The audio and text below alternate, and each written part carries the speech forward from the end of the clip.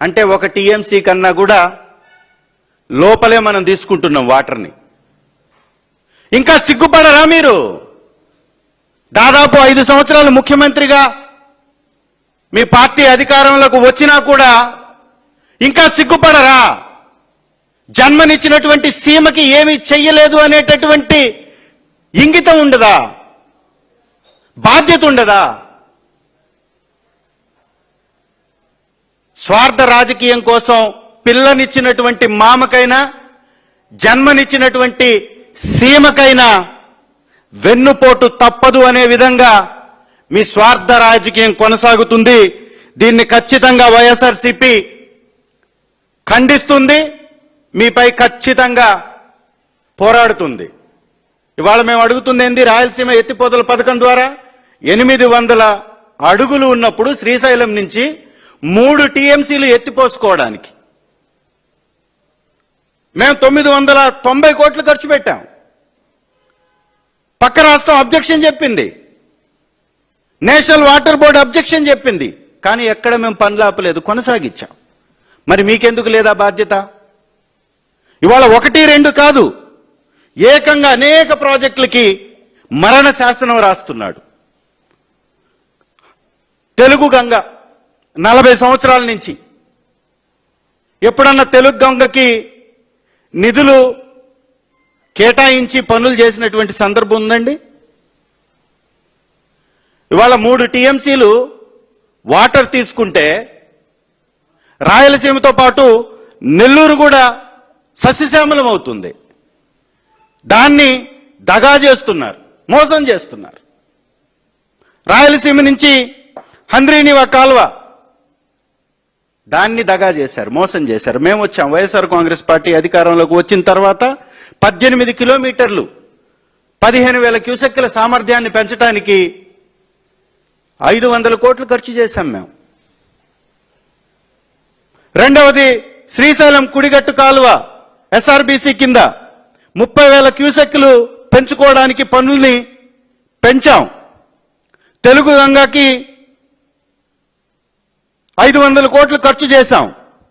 హంద్రీనివా కాలువ వెడల్పుని పెంచేటటువంటి కార్యక్రమాన్ని మొదలుపెట్టాం.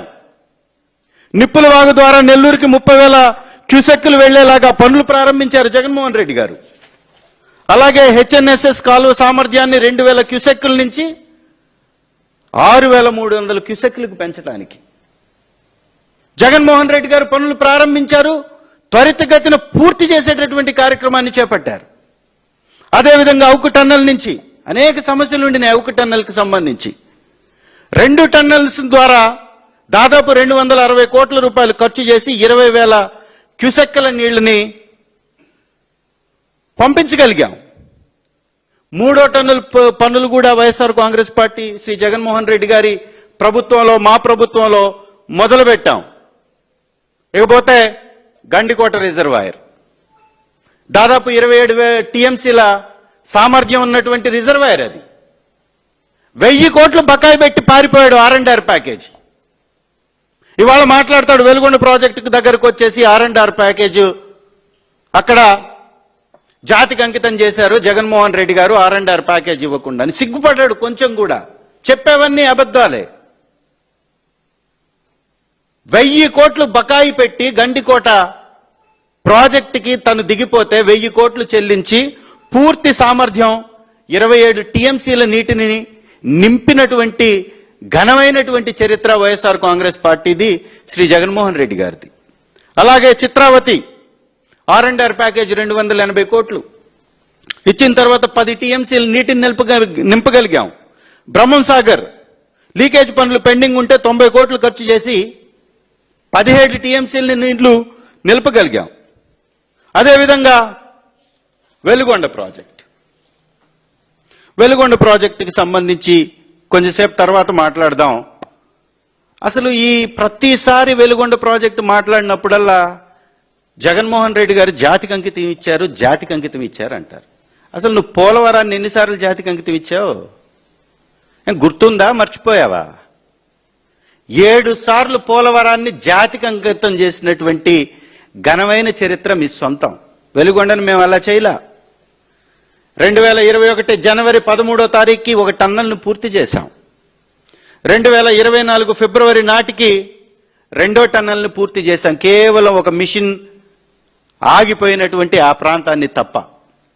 ఎస్, వెలుగొండ ప్రాజెక్టులో ఆ మిషన్ ఆగిపోయినటువంటి ప్రాంతం పక్క నుంచి ఆ రెండో టన్నల్కి మొదటి టన్నల్కి లింక్ కలిపి జూన్లో వాటర్ వదలడానికి మార్చి 6వ తారీఖున శ్రీ జగన్మోహన్ రెడ్డి గారు ముఖ్యమంత్రిగా వెలుగొండ ప్రాజెక్టు దగ్గరకు వచ్చారు.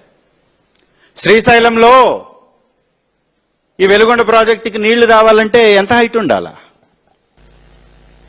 వెలుగొండ ప్రాజెక్టుకి నీళ్లు రావాలి అంటే దాదాపుగా 841 ఫీట్లు ఉండాలి నీటి మట్టం. మార్చిలో ఉండవు నీటి మట్టం, జూన్ జూలైలో ఉంటాయి. జగన్మోహన్ రెడ్డి గారు తన ప్రసంగంలో స్పష్టంగా చెప్పారు, 1000 కోట్లు అంటే 950 కోట్లు R&R ప్యాకేజ్ ఇక్కడ బాకీ ఉన్నాం. జూన్ నాటికి అవి ఇచ్చేసి జూన్లో వచ్చేటటువంటి ఆ వాటర్ని నల్లమల్ల సాగర్కి తరలిస్తామని చెప్పారు. జాతికి అంకితం చేసింది నల్లమల్ల సాగర్ని, వాటర్ రిజర్వాయర్ని, 2 టన్నల్స్ని. ఇవాళ ఏదైతే రామానాయుడు గారు 20 సార్లు దాకా సందర్శించినట్టున్నాడు, బహుశా ఎన్నిసార్లు నాకు కరెక్ట్గా గుర్తులేదు. వారిని ఎందుకు అంత పెద్ద పదాన్ని వాడాల్సి వస్తుందంటే వచ్చిన ప్రతిసారి ఒక అసత్యాన్ని, ఒక అబద్ధాన్ని అక్కడ చెప్తూ ఉంటాడు.